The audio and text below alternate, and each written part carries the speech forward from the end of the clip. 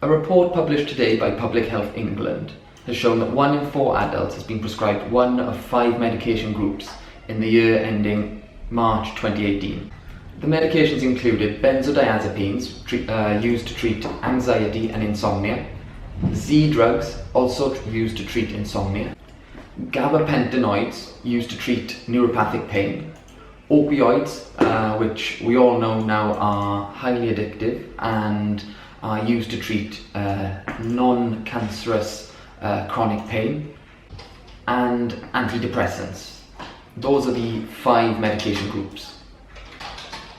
In March 2018, half of those being prescribed any of those medications that I named previously had been prescribed these drugs for over a year, and 22 to 32% of those had been prescribed the drug for 3 years or more, depending on the medication group.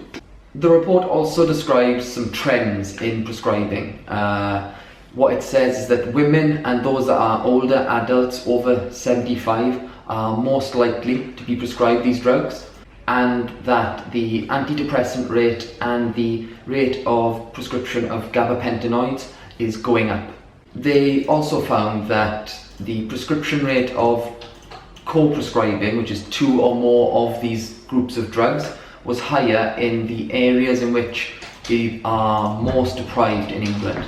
So what are the things that we currently know that isn't necessarily being adhered to, and therefore leading to a lot of these issues? One is that opioids are ineffective for most people after 3 months, and so anytime after 3 months, continuing opioid use has been shown to be ineffective. Guidelines also recommend that benzodiazepines aren't used for any longer than 28 days. And we also know that most of these drugs are prescribed only for the short term, but most of the patients that end up on them long term weren't intended to be on them for any long period of time. So the next thing is kind of what can you do? The one thing I want to make clear in this video is that going cold turkey is definitely not the answer.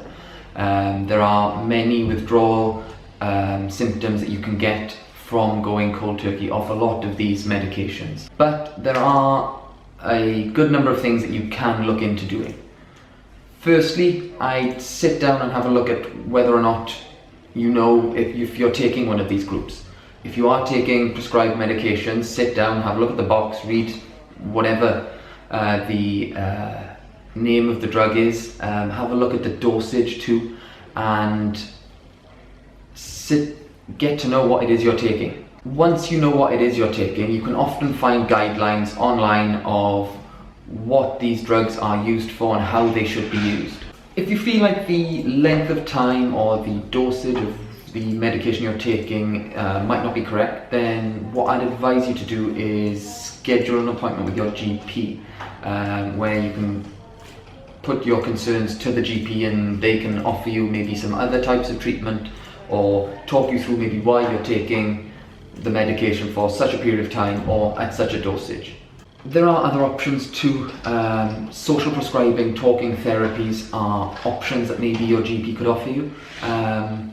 And as well as this, what I'd say is don't look at your pills as fixes to your health. Look at your pillars of your health and question yourself as to whether or not you could improve those in different ways. Sleep hygiene, your diet is another option. Physical activity, are you getting enough? Are you enjoying it?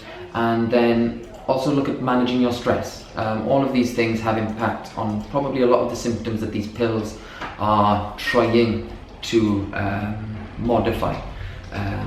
And then as well as this, look at your community, look at your friends, your family and medical professionals for some support, so that not all of these choices feel like burdens.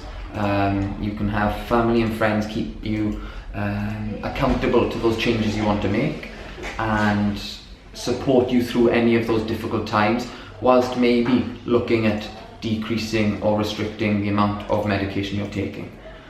I hope that kind of clears things up, and what you'll find is in the description a link or a website to the actual article or press release from Public Health England that you can go read the full thing. If you've got any questions, queries, as always, drop a comment below or just send me a message in the direct messenger and I'll get back to you.